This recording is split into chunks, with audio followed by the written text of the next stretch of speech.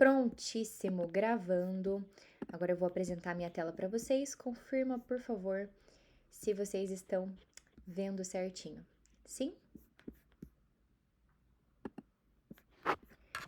Perfeito. Então vamos lá, sejam todos muito bem-vindos ao nosso encontro de mais uma turma da nossa mentoria online. É muito gratificante estar com vocês todas as vezes que eu paro e sento para preparar esse conteúdo. Eu também sou muito ministrada, eu também aprendo muito, então eu espero que seja um dia muito importante para nós, que vocês possam mergulhar nesse conteúdo e realmente desfrutar dessa experiência de mentoria, de mergulhar sobre a sua identidade. E eu já quero dizer para vocês que eu escolhi esse tema com o objetivo mesmo de tirar as escamas dos nossos olhos sobre nossa verdadeira identidade. Realmente se permitir viver e experimentar e desfrutar da nossa verdadeira identidade. Então, vamos lá, para isso, nós vamos começar. Deixa eu ver se eu consigo passar por aqui. Pronto. As nossas orientações básicas de sempre, né? Deixa a sua câmera ligada, pega sua caneta, seu caderno, uma garrafa de água. Já adianto que nessa mentoria nós vamos ter várias dinâmicas práticas para você escrever e no final das contas tudo vai fazer sentido, as pecinhas vão se encaixando. Então esteja aí com o seu papel, a sua caneta, sua garrafa de água e a sua câmera ligada, que é sim muito importante. Então se ajeita aí certinho, dá tempo de você ligar a sua câmera e participar dessa experiência. Além disso, essa aula vai ficar gravada e vocês vão poder acessar no YouTube e assistir quantas vezes for necessário. Eu espero que você anote os principais pontos que fez sentido para você, as chavinhas que foram virando, ou então as coisas que você entendeu com maior profundidade a partir de agora, através desse tema de identidade. Então, hoje nós vamos mergulhar nesses tópicos abaixo. Estejam preparados e também tirem dúvidas. Essa é uma parte muito importante. Gente, o objetivo da mentoria não é só eu falar, não é só a minha visão, a minha interpretação, mas vocês estarem participando também e tirar dúvidas. Existem pessoas de contexto diversos aqui, existem pessoas de Londrina, existem pessoas de outras cidades e estados, inclusive escreve aqui no chat de onde você é, qual é a sua cidade, e é incrível como mesmo tão longe fisicamente, nós estamos unidos pela mesma missão, mesma busca de conhecimento, né, sobre quem nós somos também. O Eduardo é do Pará, a Cris, eu sei que é de Garanhuns, Pernambuco, a Lê, eu, minha mãe, somos de Londrina aqui, né, Jonathan também, e isso é bem legal. Então, hoje nós vamos mergulhar sobre o tema de identidade. Quem entrou e quer se apresentar, já manda aqui no chat também o seu nome, a sua idade, o que você faz da vida e fiquem à vontade depois para levantar a mãozinha e interagir aqui comigo, tá? Então, gente, identidade é um tema muito importante. É um tema que realmente direciona a nossa vida, direciona os nossos passos. A sua identidade influencia em absolutamente tudo que você faz. A forma que você cuida do seu corpo, do seu quarto, dos seus bens, da sua família, os seus princípios e valores, tudo isso revela muito sobre a sua identidade. A forma como nós nos vestimos, como nós falamos, como nós nos portamos, tudo isso reflete sim a nossa identidade. E a nossa identidade é um conjunto de características, né? Eu sempre falo nas escolas, nas palestras, trazendo o exemplo do RG, por exemplo. No RG, o que tem lá? Tem a sua foto, a sua digital, a sua data de nascimento, seu nome completo, o nome dos seus pais, e realmente são fatores que fazem parte da sua identidade. A maioria deles, inclusive, que você não escolheu. Você não escolheu a geração que você nasceu, o tempo, a casa, mas são coisas que diz muito sobre você, sobre quem você é. E além dessas coisas que nós não escolhemos, o ambiente em que nós estamos, aquilo que nós vemos, ouvimos e sentimos vai moldando a nossa identidade, o nosso caráter, a nossa cosmovisão, ou seja, a nossa visão sobre o mundo. E ao longo do tempo, assim como um vaso é moldado pelas mãos do oleiro, essas palavras, essas experiências, esses sentimentos, eles têm o poder de ou moldar a nossa identidade, ou corromper, ou distorcer, ou enfim, nós sabemos que a queda é um fator crucial para a distorção da nossa identidade, o pecado, a distorção da masculinidade, a distorção da feminilidade. Nós sabemos que o mundo, que as mentiras, que as ofensas, que os xingamentos, as injustiças, todas essas coisas, elas têm o poder sim de distorcer e de corromper a nossa identidade. Mas então como restaurar?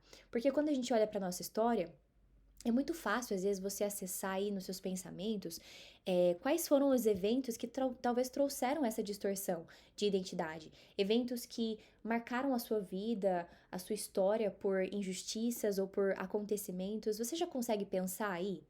Quais foram os principais acontecimentos que foram moldando a sua identidade? Não apenas negativamente, mas positivamente também. Quais foram as circunstâncias ou então as pessoas que te ajudaram ou dificultaram esse processo de autoconhecimento? Nós temos muita facilidade de lembrar dos momentos difíceis. Você tem essa facilidade também de lembrar com clareza dos nomes, do rosto das pessoas, das circunstâncias, mas e dos momentos positivos? E dos princípios e valores que foram moldando a sua família e a sua casa? Então, todas as vezes que a gente falar sobre identidade, tenta associar na sua mente e no seu coração a imagem desse vaso mesmo. É como a metáfora do vaso mesmo, de um oleiro moldando, esculpindo. E cada pessoa tem uma identidade diferente. Uma vez não, acho que ontem eu recebi a pergunta: Nicole, eu não sou cristã, não sou cristão. Posso participar da mentoria mesmo assim? E é claro que sim. Todos nós temos uma identidade. Aqueles que ainda não conhecem a sua identidade como filhos de Deus, eles também têm uma identidade, eles também estão buscando pela mesma coisa que nós estamos buscando. Então, independente dos seus princípios e valores, você é muito bem-vindo aqui e eu quero te convidar a refletir e mergulhar na sua história. O autoconhecimento é um momento de reconhecer quais são as suas habilidades, qualidades, mas também, principalmente também, as suas dificuldades, as suas dores, as feridas que ainda estão abertas e não foram cicatrizadas. Ainda falando sobre feridas, o que acontece na infância não fica na infância. E eu acredito que esse seja um dos principais temas que eu mais amo palestrar e falar, porque a nossa infância tem grande poder sobre a nossa visão de mundo, sobre quem nós somos. E eu já contei essa curiosidade para vocês nas aulas anteriores, mas o nosso cérebro, ele termina de se formar lá para os 20 anos. Então a nossa primeira infância, principalmente ali, desde o nosso nascimento, gente, até a nossa adolescência, início da nossa adolescência, todos as nossas crenças sobre família, dinheiro, amizades, autoestima, tudo, absolutamente todos os temas que vocês imaginarem, a sua visão sobre Deus, a sua visão sobre o outro, a sua visão sobre o trabalho, todas essas coisas, elas são moldadas principalmente na nossa infância.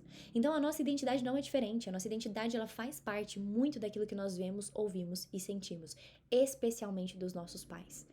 Não sei se assim como você não teve a presença do seu pai biológico, mas eu quero te convidar a mergulhar na sua história com aquilo que você tem de informação. Por quê? Na mente de uma criança, se não foi ressignificado ou se aquela ferida ainda está aberta, mais importante do que aconteceu é a interpretação daquele fato. Ou seja, se aquela criança, se você criança, não soube muito sobre a história dos seus pais, de onde você veio, se você não teve acesso a essas informações tão importantes e necessárias para a vida, enfim, sobrevivência humana, existe uma falta, existe uma lacuna aberta dentro de nós. Faz sentido? Então nós precisamos realmente reconhecer na nossa história, na nossa infância, quais foram as feridas, quais foram os exemplos ruins, quais foram as mentiras e as distorções sobre a realidade que nós acessamos e, como consequência, foram nos moldando. E a primeira dinâmica que eu quero fazer com vocês é: pega aí um papel e uma caneta e escreva nesse papel quais foram os principais adjetivos que você recebeu, os rótulos, as características que você ouviu sobre você mesma. Enquanto você vai pensando sobre essas palavras que disseram sobre você, quero que você se lembre de como era, como você se sentia como criança. Talvez você ouviu: nossa, você é barulhento demais, você é estressado demais, você dá trabalho demais, quebra tudo, onde põe a mão estraga. Ou então aquela criança que era tímida demais: nossa, essa criança é muito boazinha, tão quietinha, não dá trabalho nenhum. Quais eram os adjetivos, os apelidos, talvez sobre a sua aparência? A infância é um dos períodos mais determinantes da vida. É ali que começamos a formar nossas primeiras crenças sobre quem somos e sobre o mundo ao nosso redor. As palavras que ouvimos com frequência, sejam de encorajamento ou de crítica, funcionam como sementes que se enraizam em nossa identidade. E muitas vezes, mesmo sem perceber, reagimos nas nossas escolhas, relacionamentos e até na nossa fé a partir dessas marcas iniciais. Por isso, entender o que nos disseram, os adjetivos que nos acompanharam e os rótulos que recebemos é essencial para alcançar a liberdade. E talvez você pense, já passou, era só minha infância, hoje eu amadureci, hoje eu cresci. Mas será que hoje você responde como um homem e uma mulher adulta, livre das feridas do passado, ou ainda há resquícios, há rancor, há dor, há tristeza, há sensibilidade? Uma coisa importante da nossa identidade é que nós não conseguimos voltar no passado e apagar o que aconteceu com a gente, né? Isso é impossível. Mas nós podemos trazer um novo sentido, nós podemos trazer um novo significado. E eu mesma, por muito tempo, tive grandes dificuldades de me lembrar da minha infância, de lembrar do passado, de lembrar dos detalhes, de lembrar, enfim, da escola, dos alunos, das histórias. E a nossa mente, o nosso cérebro, ele tem um mecanismo de defesa, que ele vai tentar encapsular essas memórias, com a tentativa de te proteger, porque é uma memória tão ruim que você não é um mecanismo de defesa para você não ter acesso fácil a essas memórias. Mas não é porque nós não nos lembramos com clareza que elas deixaram de existir ou deixaram de surgir efeito. Então, exemplo, aquele adulto que hoje é extremamente desorganizado, não entende o porquê, já tentou de tudo, já tentou mudar comportamento, mas na infância se lembrava de ver a casa muito desorganizada.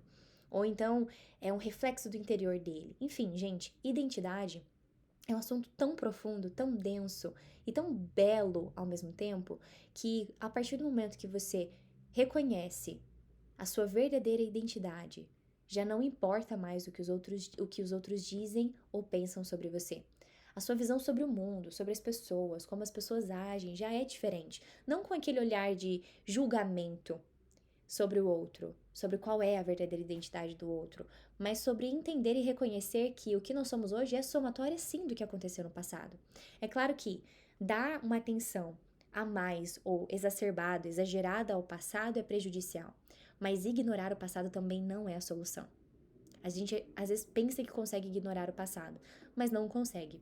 Então a infância é um período extremamente importante da nossa vida e da nossa história. Por mais que a gente não consegue voltar lá e mudar o que aconteceu com a gente, nós podemos trazer um novo sentido. Então, já que você já escreveu no seu papel quais foram os principais adjetivos, as principais características que diziam sobre você, não só as negativas, eu quero que você escreva os elogios também. O que você ouvia quando você era criança? Dos seus pais, dos seus avós, dos seus tios, dos seus primos, quais as qualidades, as habilidades que eles reconheciam em você.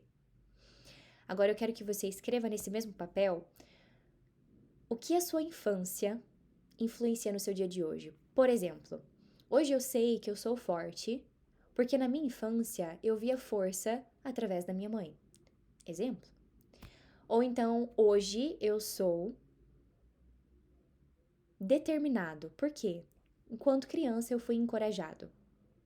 Ou coisas negativas também. Hoje eu tenho repúdio ao álcool, às drogas, às bebidas, porque no passado eu vi o meu pai sendo escravo dos vícios dele.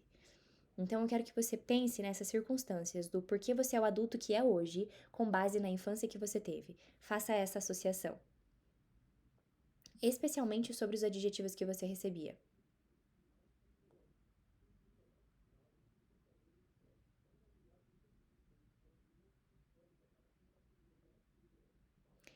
E enquanto vocês vão pensando e vão escrevendo, eu queria que alguém compartilhasse com o microfone aberto ou aqui no chat qual adjetivo ou qual característica você se lembrou que ouviu na sua infância ou ali no início da sua adolescência, quais rótulos foram colocados sobre vocês. Compartilhem aqui comigo.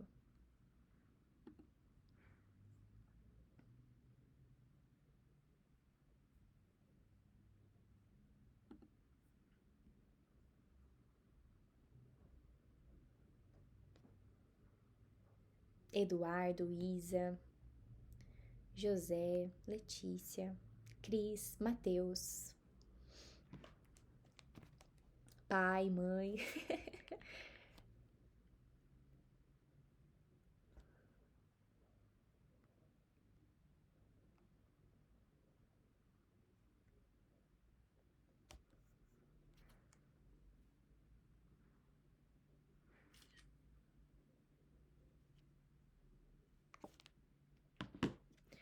Alguém mandou no chat? Ninguém? Preciso de pessoas para responderem. Quais foram os adjetivos?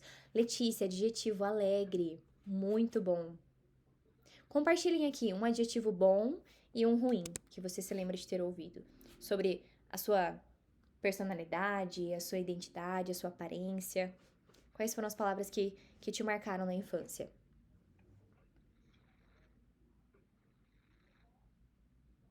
Jonathan? Tá me ouvindo? Sim? Tudo bem? Boa noite. Boa noite. É interessante você falando assim, porque eu parei para escrever agora e eu não consigo me lembrar.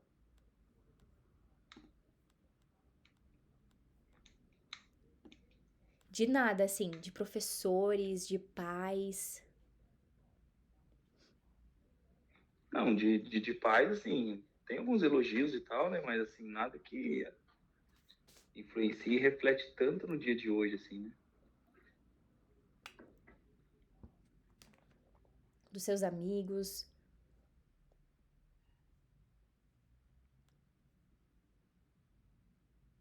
Ah, a gente fica com o Jonathan porque ele é isso.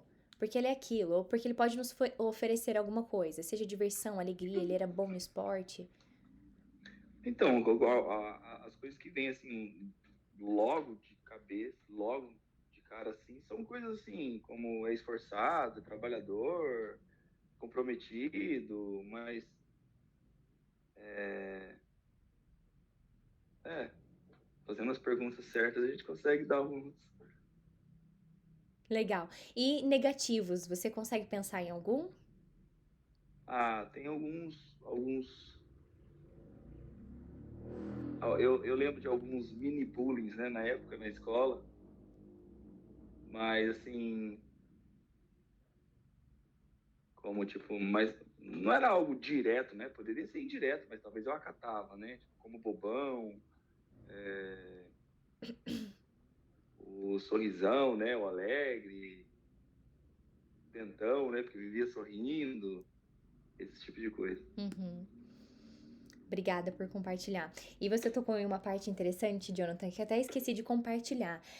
Pessoal, não vamos necessariamente ouvir com as palavras e as letras certinhas. Exemplo da minha história e da minha infância.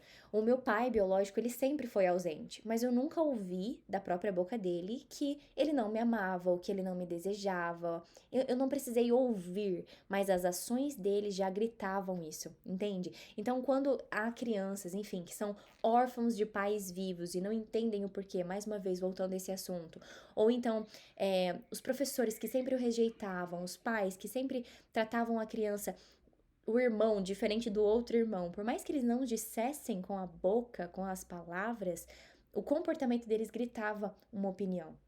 Então, pensem sobre isso também, sobre quais os comportamentos das pessoas e o que eles comunicavam para você. Às vezes comunicavam as pessoas que se afastavam, qual o significado que foi gerado em você? Eu sou perigoso, eu sou perigosa. Ou então aquela criança que chamava muita atenção e era corrigida o tempo todo, o que que ele comunicava? Dá muito trabalho, é um peso, é um fardo. Então talvez você não escutou necessariamente essas palavras, pessoal, mas por algum motivo se identificam com elas. Fez sentido essa explicação também sobre os significados, os rótulos que são gerados em nós, mesmo que não ditos claramente? Ótimo. Então vão pensando sobre isso, escrevam também. E eu quero te perguntar, quando você ouvia essas coisas, o que você sentia? Você sentia medo? Você sentia raiva? Você sentia injustiça? Quero te convidar a refletir sobre como você reagia com essas palavras. Talvez você tenha sido uma criança que foi ensinada a nunca reagir, a nunca se posicionar. As pessoas não davam muita importância. Qual a validação sobre essas palavras que você recebia? Quando acontecia alguma injustiça com você, você tinha com quem contar, com quem confiar. E essas palavras, gente, por que a gente tá tocando nelas? Porque elas têm o poder de influenciar as nossas escolhas hoje. Né? A sua profissão você não escolheu em vão. A roupa que você vai sair de casa você não escolheu em vão. Os seus relacionamentos, as suas amizades. Então, o que acontece na infância não fica na infância. E a primeiro momento é difícil mesmo se lembrar de algumas coisas. mas quando a gente vai mergulhando na nossa história, e muitas delas a gente vai perceber que já estão ressignificadas mesmo, isso é excelente. Mas se por acaso há alguma coisa que ainda não foi ressignificada, existe um caminho e nós vamos poder conversar melhor sobre isso também, tá? E eu quero começar esse momento falando sobre o espelho da alma, te perguntando sobre quem você é quando ninguém tá te vendo. Porque é muito interessante a gente falar sobre identidade, por exemplo, dentro da igreja, onde todo mundo age de uma forma dentro das quatro paredes, mas quando sai das quatro paredes, vive uma vida completamente diferente. É interessante a gente falar sobre identidade no meio corporativo, dentro da empresa, mas aí quando a pessoa sai da empresa, ela é completamente outra pessoa. É claro que, dependendo do ambiente, nós temos sim que nos ajustar, nos moldar, nos posicionar de formas diferentes, mas nós estamos fazendo isso de forma genuína e correta ou nós estamos escondendo coisas? Então, quem é você quando ninguém tá te vendo? Quando não tem outros amigos do seu lado, sua esposa, os seus filhos não estão perto de você, quem é você de verdade? Quais são os pensamentos dentro da sua mente, da sua cabeça, quando você olha para o outro, quando você olha para uma pessoa? Quem é você quando ninguém está te vendo? Quando nos olhamos no espelho, vemos apenas a nossa aparência física, mas o verdadeiro espelho da alma reflete quem somos por dentro, nossos medos, inseguranças, desejos e verdades escondidas. Quando ninguém está nos vendo, quem realmente somos. Muitas vezes vestimos máscaras para agradar, proteger ou esconder aquilo que não queremos enfrentar. Reconhecer essas máscaras é o primeiro passo para viver de forma autêntica e alinhada com o que Deus nos criou para ser. Você consegue identificar hoje as máscaras que veste e o que elas escondem da sua verdadeira identidade?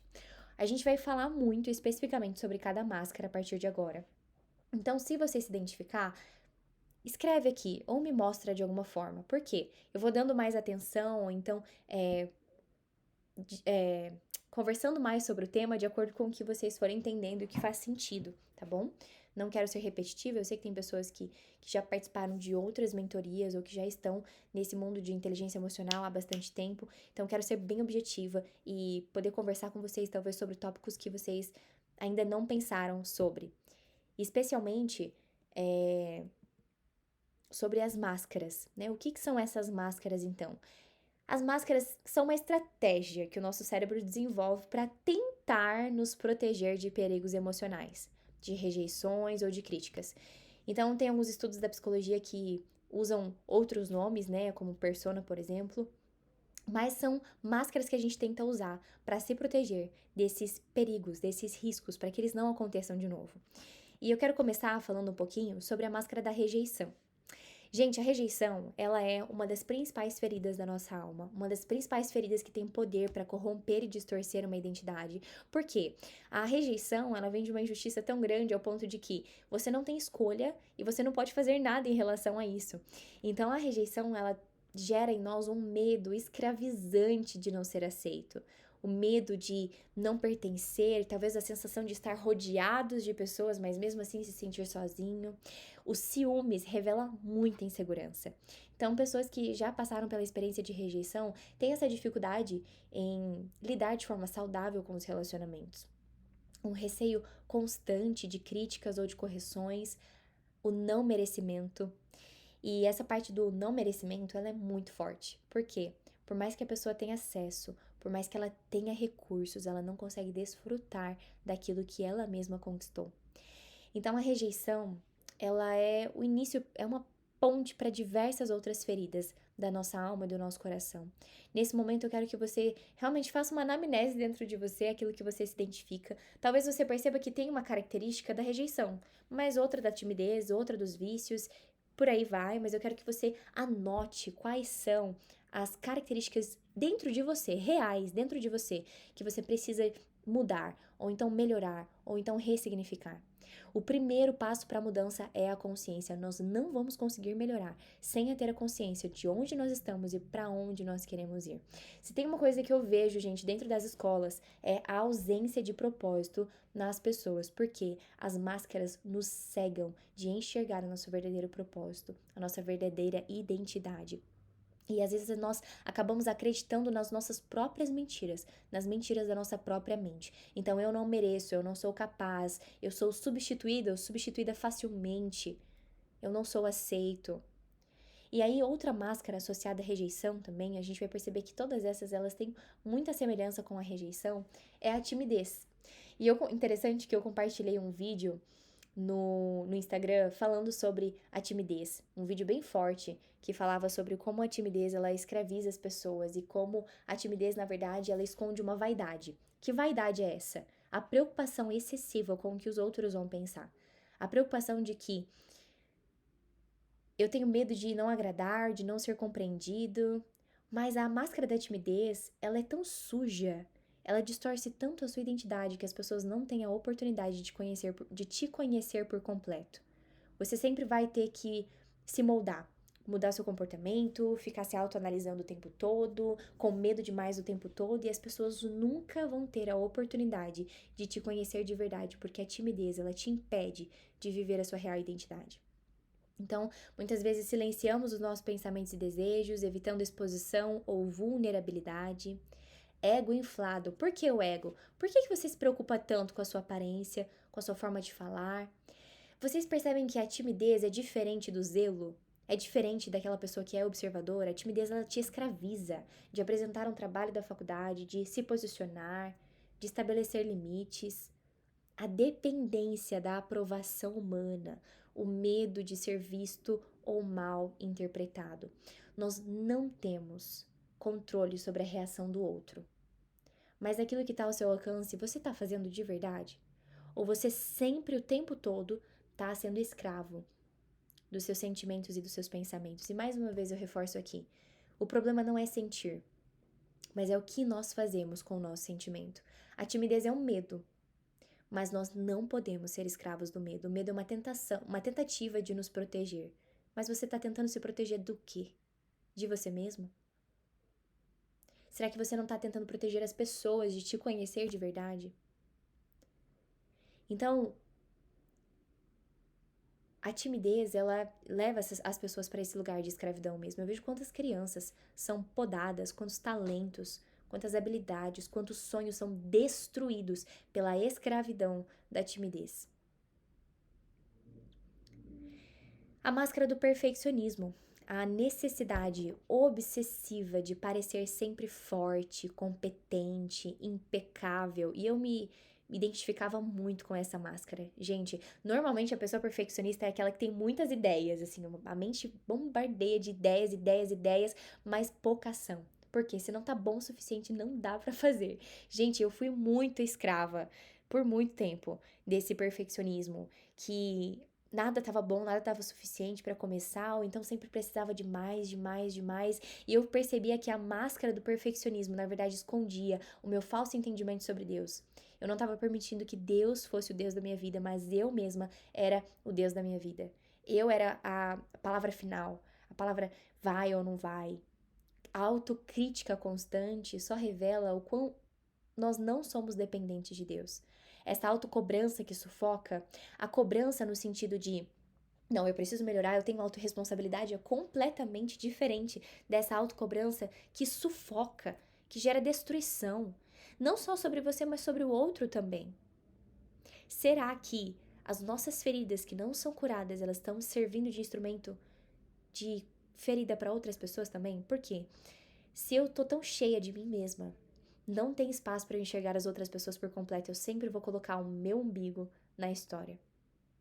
Eu não vou conseguir olhar para o outro como Cristo enxerga, como eu deveria ver, mas sempre com o toque da minha visão. Então, ele é assim, mas não deveria ser assim, ou então, putz, nunca tá bom o suficiente. O perfeccionismo é completamente diferente do zelo também. O perfeccionismo é diferente dos detalhes. Ele escraviza e na maioria das vezes te impede de agir de forma correta. A máscara dos vícios. Todo excesso esconde uma falta. Tentativa falha de escapar da dor ou da realidade. Gente, muito interessante essa questão nas escolas, né? Que a gente fala sobre os vícios. Quando nós tocamos nos assuntos dos vícios, seja em tela, seja em cigarro, bebida, pornografia, masturbação, jogos de apostas, quando a gente toca nesses assuntos, vocês têm que ver a reação das crianças e dos adolescentes, mesmo tão novos, eles já estão experimentando dessas coisas. Então, as máscaras, elas não são coisas que só pessoas adultas, maduras e que estão tentando esconder. Não, são máscaras que até as crianças estão usando também. Será que nós tiramos a máscara do nosso rosto para poder enxergar o mundo e ajudar outras pessoas a tirarem também? Todo vício esconde uma falta. O que tá te faltando e você tá buscando preencher nos lugares errados? Até quando? E deixa eu te falar uma coisa, o vício ele começa de um jeito, mas a tendência é ele piorar cada vez mais porque chega uma hora que não é mais suficiente. Então você começa com uma coisa e pode até te satisfazer por um certo momento ali, mas depois você quer mais e mais e mais e vira um ciclo sem fim e vira um inferno para sua vida, mas também para as pessoas que estão do seu lado. Então entenda que nenhuma dessas máscaras se limita a você, mas influencia diretamente na sua casa, na sua família, no seu casamento, na sua geração. As pessoas também vão sofrer a consequência das suas feridas que não foram curadas. Não seja hipócrita de pensar que isso influencia só a você ou só até a sua história, não. Mas muito provavelmente as futuras gerações, as pessoas que estão do seu lado. Então, os vícios, eles escravizam, mas a repetição de bons hábitos, ela liberta. Porque ser verdadeiramente livre não é fazer o que você quer, mas é poder dizer não para as coisas que você deseja fazer. Essa é a verdadeira liberdade. O mundo tem tentado mostrar para nós que liberdade é você fazer o que você quer, na hora que você quer, no tempo que você quer, seguir o seu coração, mas o nosso coração tá cheio de máscaras, o nosso coração tá cheio de feridas, o nosso coração tá cheio de nós mesmos. E se nós estamos cheios de nós mesmos, não tem espaço para outra coisa. E cheio de nós mesmos não é cheio das verdades, não é cheio de Jesus, não é cheio do Espírito Santo, é cheio de ego. Entende? É diferente. Então, o que nós estamos transbordando verdadeiramente? Rejeição, timidez, perfeccionismo, vícios, idolatria, inconstância, procrastinação. A gente poderia falar aqui sobre diversas máscaras. E se eu não mencionei alguma que você percebe que está usando, comenta aqui pra gente discutir sobre ela também. Talvez a sua seja a mesma de outra pessoa. E esse é o objetivo da nossa mentoria. A máscara da aprovação, que tem tudo a ver com o perfeccionismo, tudo a ver com a rejeição, com a timidez. Tornamo-nos vítimas de tudo, buscando reconhecimento constante, carência, crítica exagerada aos outros, medo de não ser valorizado. Gente, sabe aquela pessoa que parece que o mundo gira em torno dela? De tudo gira em torno dela mesma, é tudo sobre ela, o tempo todo ela. Só notícia ruim, eu sou vítima de tudo, nunca é culpa dela, sempre é culpa dos outros. Gente, é muito difícil lidar com pessoas assim. Mas talvez nós sejamos essas pessoas. Quando você vai encontrar um amigo seu, você tá mais animado pra falar sobre você ou pra ouvir o que ele tem a dizer pra você? Quando você vai ouvir o seu funcionário, quando você vai ouvir os seus filhos, quando você vai ouvir as pessoas no seu dia a dia. Uma coisa interessante sobre as máscaras é que tirar elas de nós não torna a gente ignorante, um coração de pedra, mas nos torna muito mais humilde. Eu percebo que o mundo, os treinamentos, a psicologia têm mostrado um autoconhecimento completamente superficial, completamente enganado, mas eu vejo que quanto mais nós tiramos as máscaras, quanto mais ressignificamos as nossas feridas, mais piedosos nós nos tornamos, mais humildes nós nos tornamos, mais acessíveis nós nos tornamos. Não acessíveis no sentido dos outros se aproveitarem da nossa bondade, mas de estabelecer limites de forma consciente, de estabelecer limites de forma saudável, até para nós mesmos. A gente fala muito sobre o limite que a gente tem que colocar no outro, mas e os seus próprios limites? O seu limite de telas, o seu limite na alimentação, o seu limite na atividade de exercício físico. O problema é que a gente se conforma com as máscaras. As máscaras, nós vamos usando ela por tanto tempo, por tanto tempo que ela vai começando a fazer parte do nosso corpo, do nosso rosto. E tirar elas dói demais. Ao ponto de que, quando você tira essas máscaras do seu rosto, você nem se reconhece mais no espelho. Aí as pessoas começam a perceber isso. Nossa, aquela pessoa tá diferente, né? Nossa, aquela pessoa mudou. E realmente, o meu desejo, o desejo do meu coração é que as pessoas possam olhar pra você e falar como essa pessoa está diferente. Como essa pessoa tá brilhando, tá transbordando. E para isso acontecer, realmente as feridas precisam ser ressignificadas. Nós precisamos restaurar a nossa verdadeira identidade. Por que restaurar? Porque Deus não mudou, Deus não falha, Ele tem convicção, os planos dele são perfeitos, mas nós, o nosso pecado, os erros, as injustiças vão distorcendo e corrompendo. A pergunta é: o que ainda não foi restaurado dentro de você e dentro da sua identidade? Digo mais, ao longo de toda a nossa vida, nós vamos continuar ressignificando as nossas feridas. Se você conhece alguém que já olhou pra você e falou: "Não, eu não tenho nada mais pra melhorar, nada mais pra aprender", tem alguma coisa errada. Enquanto nós estivermos aqui na Terra, precisaremos sim, constantemente buscar por conhecimento e reconhecer o quão pequenos nós somos. Reconhecer a sua verdadeira identidade é reconhecer sim o seu potencial. É poder afirmar: eu sou linda, eu sou forte, eu sou corajosa, eu sou determinada, eu sou prudente, eu sou especial. Claro, é você ter autoestima e autoconfiança em dizer e declarar essas coisas, mas também há beleza em reconhecer o quão falho você é, o quão pequeno, dependente das outras pessoas. Às vezes a gente tem a tentativa de fazer tudo sozinho, mas fazer tudo sozinho não é a solução. E na maioria das vezes não dá certo. A máscara da falsa solitude que disfarça uma solidão, um vazio, de querer tentar resolver tudo sozinho. Existem diversas máscaras, mas quais são as suas hoje? Eu quero te convidar a você pensar. Do que você tá fugindo, ou escondendo, ou tentando se proteger? As mulheres que estão aqui. Na última mentoria a gente falou muito sobre a máscara da força, né? Como nós colocamos ao longo do tempo armaduras em nós para tentar parecer forte e esconder a nossa vulnerabilidade. Mas ser vulnerável não significa ser fraco. Significa que você é tão forte ao ponto de expor às pessoas corretas as suas necessidades, as suas preocupações. Quando você tira as máscaras do seu rosto, da sua vida, da sua identidade, você começa a entender que, por mais que injustiças tenham acontecido com você, você não é mais escravo delas. Você não precisa ser refém delas para sempre. E aí os seus filhos não vão precisar viver os mesmos erros que você viveu. Aí as futuras gerações não vão precisar repetir as mesmas desgraças que aconteceram nas gerações anteriores. O inimigo não precisa criar nada novo. É só ele repetir. É só ele repetir a ausência, os vícios. É só repetir. A agressividade, não pensar antes de falar, é só repetir os mesmos erros.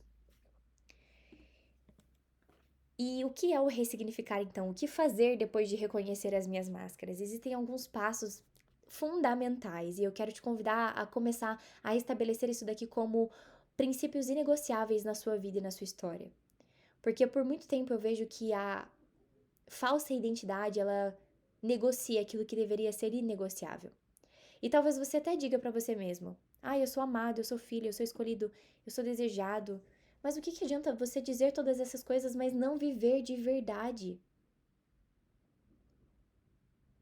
Será que é isso que as pessoas veem em você mesmo? É claro que o que os outros dizem e pensam não está acima do que Deus diz sobre você, mas é importante também. Não faz sentido nenhum você se dizer ser humilde, amar o próximo, servir o outro, sendo que quando perguntam sobre você ou quando tocam no seu nome, dizem coisas completamente contrárias a isso. Tem alguma coisa errada acontecendo. Então, sim, o que os outros dizem é importante, porque revela parte da nossa identidade, mas não o todo. Faz sentido? Porque as pessoas acham que às vezes ter convicção da sua identidade é só ter a mente e a cabeça blindado. Não é estar aberto a feedbacks, é estar aberto a correções, é amar as correções, ser exortado, ser corrigido. Aqueles meus amigos mais próximos, os meus pais, eu sempre peço: se você tá vendo alguma coisa errada em mim ou que não condiz com a minha verdadeira identidade, me avisa, eu não tô vendo. Me ajuda a abrir os meus olhos. Se eu postei alguma coisa errada, se eu falei alguma coisa errada, não hesite em me corrigir. Alguém que tem as suas feridas resolvidas, tratadas, as suas tretas organizadas, ela ama a correção, ela tem prazer nisso. Ela tem prazer em buscar conhecimento. Agora, uma pessoa cheia de si mesma, cheia do ego, cheia das feridas, ela tem uma dificuldade imensa em ser constrangida, em ser corrigida. É claro que a correção não é a mesma coisa que humilhação. E se você pensou em humilhação, talvez essa seja uma ferida também, uma máscara também. Tentar humilhar o outro para se sentir um pouquinho melhor. A gente fala muito sobre isso nas escolas, que aqueles que fazem bullying normalmente são os mais feridos, que precisam inferiorizar as outras pessoas para tentar se sentir um pouquinho melhor. Quantos adultos não são assim? Precisam falar mal da sua esposa, mal dos seus amigos, mal do seu namorado, para tentar se sentir um pouquinho melhor. Parece que sentir alegria ou prazer em falar mal dos outros ou falar só sobre si mesmo. Gente, são máscaras. Máscaras e mais máscaras que nós vamos usando. Feridas que estão sangrando em cima de pessoas que não nos cortaram. O que fazer? Não se conformar. Por muito tempo eu pensei que a raiva era um problema. Eu achava que a raiva era um pecado ou que a raiva era algo negativo, mas a raiva ela nos coloca em movimento. A passividade é uma das piores máscaras que o ser humano pode usar. As trevas amam a passividade. O inimigo ama a passividade, enquanto nós estamos mornos, cansados, parados, frustrados. A tristeza, gente, nos leva para um lugar de passividade. A raiva nos leva para um lugar de força. A pergunta é: para onde você tem direcionado a sua raiva e a sua força? Se você sente raiva da sua história, do seu passado, das injustiças, eu consigo te ajudar de uma forma um pouco mais breve e rápida do que se você sentisse apenas tristeza e vitimização da sua história. Sabe por quê? A tristeza, ela te para, ela te coloca em um lugar de solidão, dentro do seu quarto, na sua cama, sem motivação. A raiva, ela gera força. O problema é que normalmente a gente desconta essa raiva nas pessoas que não tem nada a ver com isso ou em nós mesmos. Mas se você pegar toda essa força e direcionar ela no lugar certo, ninguém te para. Ninguém te para. Então o problema não é a raiva e nem a tristeza. A tristeza está te comunicando coisas. Você vai continuar silenciando essa tristeza até quando? Não tem problema em sentir, mas é o que você faz com o seu sentimento. Não fomos criados para sermos escravos dos nossos sentimentos, mas governar sobre eles. Mesma coisa sobre a raiva. A raiva gera força. E eu quero mesmo que você sente raiva. Não essa raiva de fazer o caos e bagunças e decisões precipitadas, mas de não se conformar. Não, eu não quero mais, eu não aceito mais. Por muito tempo eu fui tímida sim, por muito tempo eu fui desorganizada sim, por muito tempo eu fui miserável sim, mas eu não aceito mais. Essa não é a minha verdadeira identidade. Se você se conformar, infelizmente você vai continuar vivendo as mesmas coisas. E por mais que você veja que é ruim, não adianta só ver que é ruim. Isso tem que queimar dentro do seu coração. Às vezes a mudança ela não vem por isso, porque ela tá disfarçada de um conformismo. Você pode odiar o seu trabalho, mas enquanto você se conformar com ele, com as pessoas, com o seu salário, você vai continuar lá por mais tempo. Então, existe uma ira santa. A mesma ira santa que Jesus sentiu quando ele destruiu o templo, que precisa estar dentro de nós. A raiva que você sente em relação ao abuso, a raiva que você sente vendo crianças indo em direção à destruição, a raiva que você sente no seu coração em vendo pessoas indo em direção ao inferno, a raiva que você vê do seu trabalho não crescer, do seu trabalho não prosperar, porque tem potencial, tem valor de verdade, é essa raiva que vai te motivar. A raiva do seu casamento não tá dando certo, dos seus filhos não estarem bem. Isso gera força e movimento. Desperta. Desperta e usa a sua raiva mesmo, a sua força mesmo no lugar certo. Feridas ou máscaras que carregamos. Conformar significa deixar que o passado e as expectativas alheias definam a sua identidade. Escolher não se conformar é o primeiro passo para viver de forma autêntica e livre. Mais uma vez, sobre a questão da necessidade de aprovação das outras pessoas. Gente, como que eu vou procurar a aprovação de um mundo que rejeitou a Cristo, que rejeitou o nosso amado? Eu tô esperando a aprovação de quem? O que é mais importante pra mim? Eu mesma? O que eu mesma penso sobre mim? É sério? Eu quero chegar a um ponto da minha vida e da minha história que eu não tô nem aí nem pro que eu mesma penso sobre mim ou que os outros pensam sobre mim, mas o que Cristo diz ao meu respeito. Se você é cristão, você precisa entender que a obra da cruz é suficiente para ressignificar a nossa história. Todas as vezes que escolhemos permanecer escravos da nossa ferida, do nosso passado, da nossa hipocrisia, nós invalidamos o sacrifício de Jesus na cruz. Chega! Foi suficiente. O verdadeiro perdão. Perdoar não é apenas liberar o outro, mas também libertar a si mesmo. Guardar mágoas e ressentimento fortalece as máscaras e mantém feridas abertas. O perdão nos permite reconectar com a nossa essência e quebrar ciclos de dor e rejeição. O perdão, gente, não justifica o erro da outra pessoa, mas te torna livre do seu passado. O perdão não vai lá e apaga. Não é sobre isso, mas é sobre entender que acabou, é um ciclo que acabou. Já passou, e como que vai ser a partir de agora? Se você não tem a capacidade de voltar e fazer diferente, para de dedicar a sua energia nisso no passado. Eu deveria ter falado isso, eu deveria ter feito aquilo, ou a culpa é minha. E existe uma diferença muito grande entre perdão e arrependimento para remorso. Eu percebi que na minha vida eu não tinha me arrependido 100% das coisas, eu tinha remorso, eu tinha culpa. É diferente, tá? É diferente. Quando você entende a diferença entre arrependimento e remorso, muitas coisas na sua vida vão começar a se encaixar e você vai perceber que na verdade não era arrependimento, não era culpa, era remorso. Então pensem sobre isso. Não deixem que os erros dos outros definam o seu futuro ou a sua verdadeira identidade. Chega disso. Entender o que Deus diz sobre você. A opinião de Deus sobre quem somos é definitiva. Ele nos vê como amados, escolhidos e capazes. Nossa identidade não é determinada pelos erros do passado, pelas críticas ou pela rejeição alheia, mas pelas verdades de Deus. Como você vai conhecer a você mesmo se você não conhece o autor e consumador da sua vida? Como você deseja saber quem você é se você não busca ter tempo de qualidade com o seu Criador? Ele é o único que nos conhece por completo. O único que te conhece quando ninguém tá te vendo. O único. Então não espere que os outros digam sobre você aquilo que só o seu pai sabe sobre você. Às vezes a gente tem a expectativa dos outros nos mostrarem essas coisas, mas é o pai quem vai nos mostrar e ele tem prazer em nos mostrar. Ele tem prazer em se revelar a nós.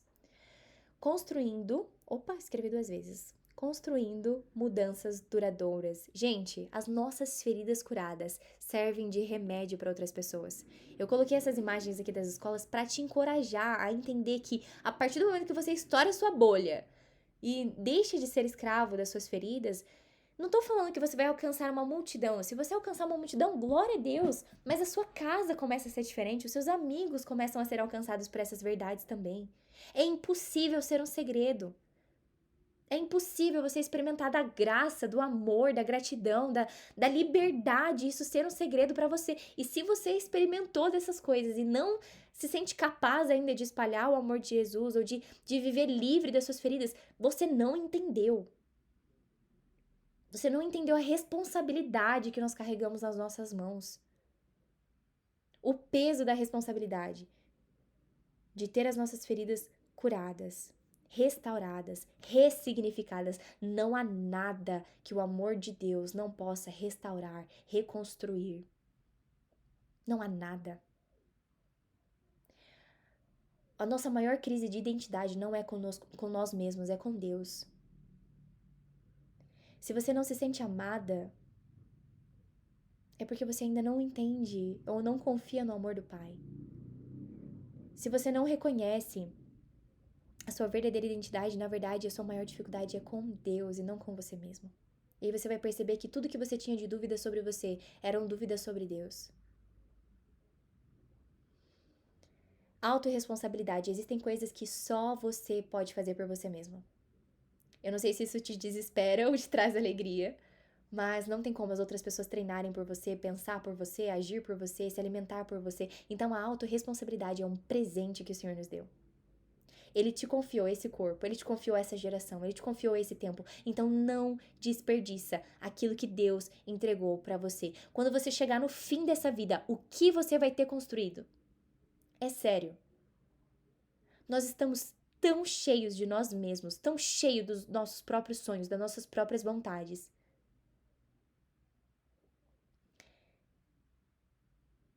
Não podemos controlar o que nos aconteceu, mas podemos escolher como reagir, como nos curar e como moldar nossa própria identidade. Muitas pessoas vêm até mim procurar terapia para talvez encontrar a solução e a resposta, mas as pessoas não podem fazer aquilo que só nós podemos fazer por nós mesmos.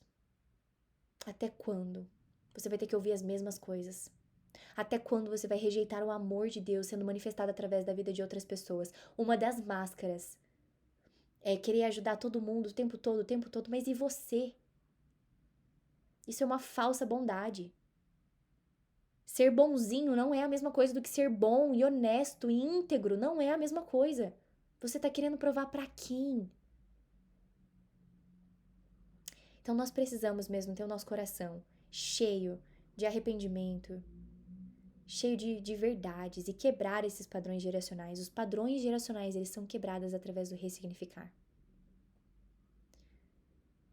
Já parou para pensar quantos padrões, quantos pecados, quantas coisas podem ser interrompidos através da sua existência? Isso é lindo demais. Isso é lindo demais. E será que a gente pensa nisso todos os dias? O que é mais importante? O que está tirando o nosso foco? Quais são as distrações que nós estamos tendo? E por último, permanecer ao lado de pessoas que vivem a verdade. Se nós estamos rodeados de pessoas que não entendem essas coisas, vai ser muito mais difícil. Vai ser muito mais difícil. E eu fui essa pessoa. Gente, eu tenho 20 anos. Então, uma galera da minha idade que pensa assim é uma raridade. É uma raridade. Então, se você tem o privilégio de ter pessoas do seu lado, pessoalmente, presencialmente, que vivem essa verdade, gruda nessas pessoas. Gruda mesmo. Transborde mesmo sobre elas a mesma coisa também. Nós não fomos criados para vivermos sozinhos. Nosso ambiente influencia profundamente nossa identidade. Estar próximo de pessoas que praticam a autenticidade, vivem os seus princípios e caminham na verdade, fortalece a nossa jornada, oferecendo suporte e inspiração para permanecermos livres e fiéis à nossa essência. Se eu, por acaso, me esquecer de quem eu sou, eu tenho pessoas para me dizerem e me lembrarem quem eu sou. Você tem? Se você ainda não tem, comece a se movimentar em direção a isso. Às vezes a gente acha que Deus vai fazer cair do céu algumas pessoas. Paciência vai surgir do céu. Toma cuidado com aquilo que você pede pra Deus, viu? Ele vai te colocar em umas situações aí pra você aprender a desenvolver essas habilidades. Então seja sábio. Seja sábio. E eu quero encerrar a nossa gravação para ter um momento de conversa e perguntas, te lembrando que a sua verdadeira identidade não está no que os outros pensam de você, nem nas máscaras que você veste, nem no que você mesmo pensa sobre você. Está na coragem de se olhar de frente, se reconhecer e viver a verdade sobre quem você realmente é. E o único que pode revelar e trazer convicção sobre essa verdade é Jesus. A ciência, a psicologia, os outros meios e caminhos têm muita coerência com o evangelho. É claro que tem, as pessoas estão buscando pela mesma coisa. E eu não anulo essas outras coisas. Mas Jesus é o único capaz de preencher todo e qualquer vazio, de justificar, de perdoar, de curar e de ressignificar. E Deus não desperdiça nada da nossa história. Você viver a sua verdadeira identidade impacta, sim, pessoas ao seu redor, mas a sua realidade, o seu contexto, as suas finanças, a sua família e todas as esferas que a gente já falou até aqui. Beleza? Então eu vou encerrar a gravação. Pessoal que está assistindo pelo YouTube, muito obrigada por confiarem no meu trabalho, por assistirem até o final. Se vocês tiverem dúvidas, pode mandar lá no nosso grupo do WhatsApp ou então aqui nos comentários do YouTube mesmo. Beijo!